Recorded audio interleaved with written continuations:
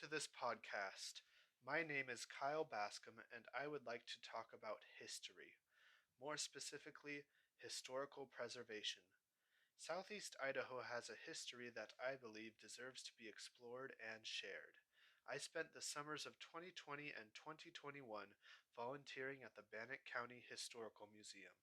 My volunteer work included refurbishing some of the Pocatello Junction replica buildings on the museum complex.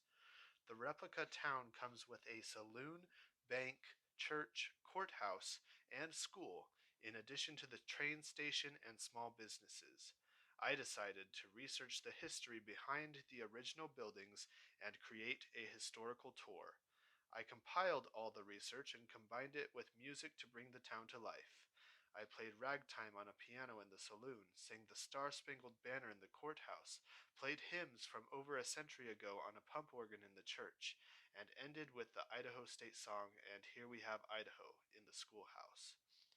Dressed in 1890s attire, I was responsible for bringing history to life for people visiting the museum. This experience deepened my desire to learn about Southeast Idaho history. As I learn more, I want to know how I can protect it and be a part of the historical experience. History doesn't preserve itself. People need to actively work to preserve historical artifacts and buildings. I was interested in how historical preservation works, so I went to a person I knew I could trust. I'm Lynn Murdoch, the director and curator of the Bannock County Historical Museum. I knew Lynn from my days as a volunteer and figured she would have some expertise in this area since she works in the business of historical preservation. I interviewed her with pre-prepared questions to find out how historical preservation works and why it is important. In the process, I found out that she used to work for Idaho State University as a work-study student in the Idaho Museum of Natural History in the collections area. She graduated from ISU with a degree in archaeology and took an internship with the St. Louis District Corps of Engineers. There, she assessed archaeology collections for the United States Department of Defense for a few years. After her boss at Idaho State University quit, Lynn applied for her position and got the job. She worked there for 15 years, but couldn't advance at ISU because she only had a master's degree. When a position as director for the Bannock County Historical Museum came up, she jumped at the opportunity. So, when this position opened up as director, I thought, well, I don't know much about the history of this area, but I'm willing to learn. I have a lot of museum experience that I can bring to them. And boy, it's been a ride. I had no idea what I was getting myself into. I had no idea how expansive and how rich the history of this area was. I have learned so much in the 10 years I've been here. It has just been an amazing change in direction for me. I still get giddy over the prehistoric stuff, though, because Great Basin prehistory is my passion.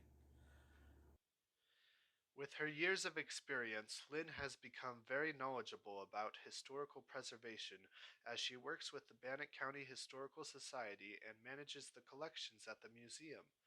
Because of this, she knows that preserving Southeast Idaho history is an important issue that hasn't gotten enough attention.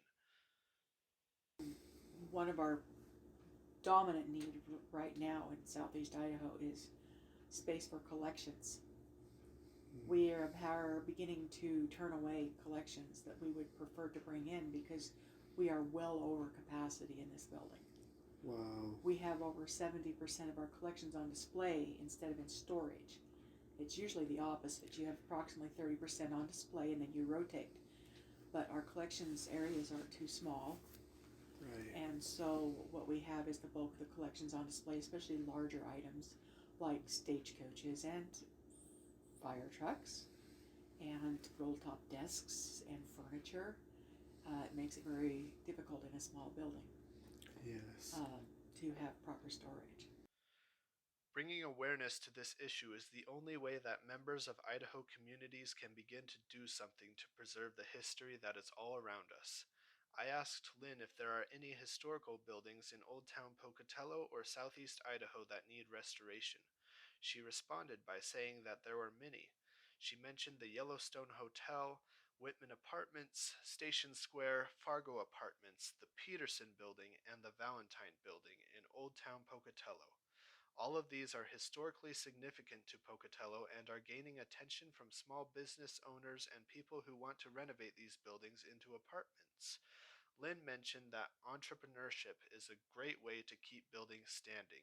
As Pocatello draws businesses to Old Town, these historical buildings may be restored and repurposed. I looked for what is required for preserving old buildings and discovered that it takes time. According to an article posted on the website of Studio Techni Architects, restoration of historic buildings requires 3 steps: conduct research, conduct proper documentation, and hire historic building restoration companies and architects. Research is important because a piece of history is on the line. Documenting every aspect of the building is vital in order to preserve the character of the original structure. Examining the interior and exterior of the building thoroughly is necessary to see exactly what materials were used. Besides this thorough research into the history and the structure itself, it is important to know the historic regulation codes. Historic building restoration companies have a comprehensive knowledge of this and are also committed to preserving as much of the original materials as possible. A good policy for historic restoration policies is to repair instead of replace whenever possible.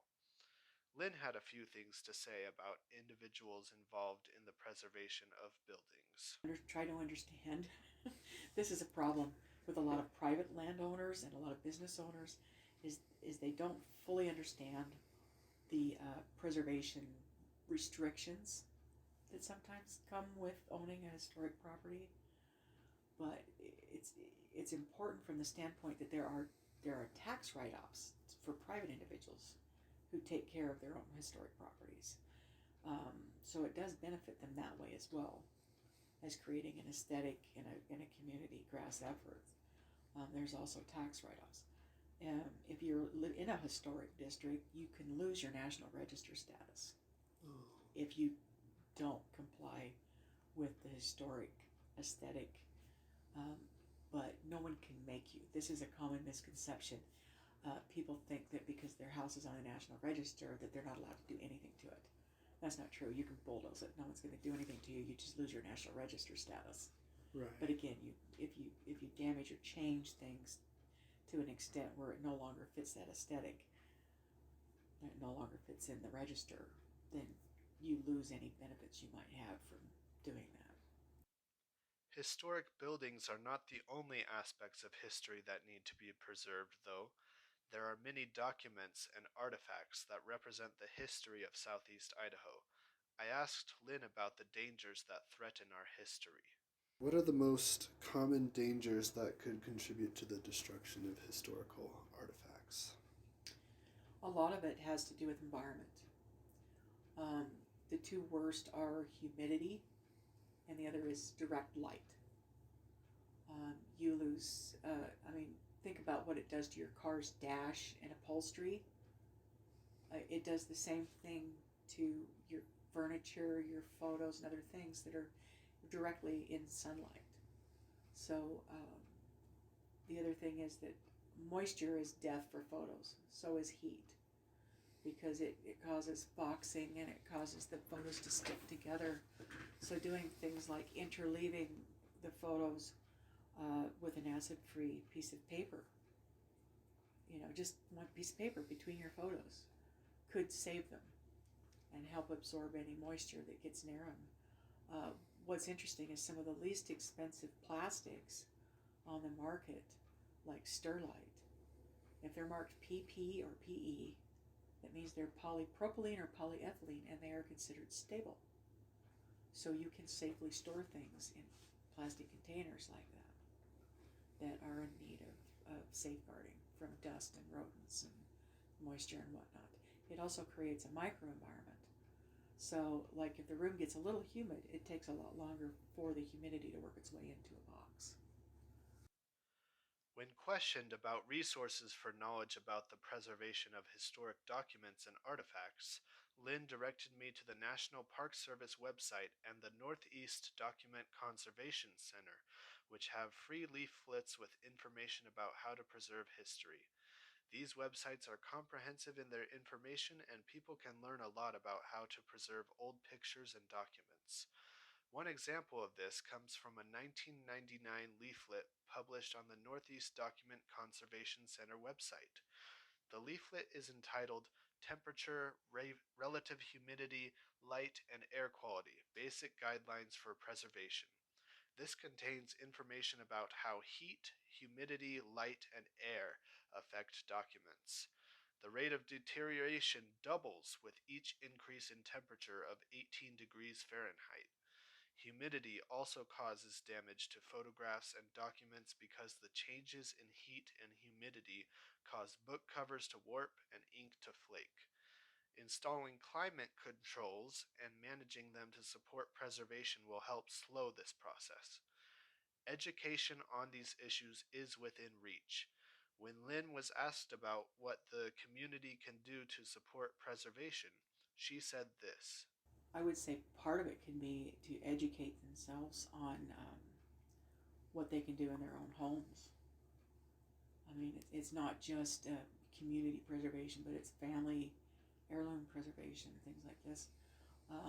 A lot of people don't know how to preserve their documents and their photos appropriately, and they lose that information.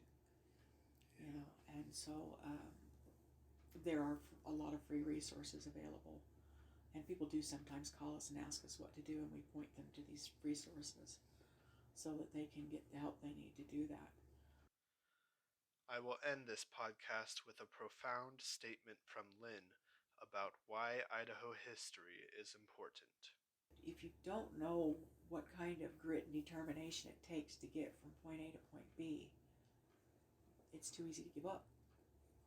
You need to know where you came from to know where you're going. You need to understand what was done for you to get you to this point. You owe something to the past, is what it is. Yeah. You owe something to the past because it built where you're at. And that's true of almost every organization, every family. That's just what it is.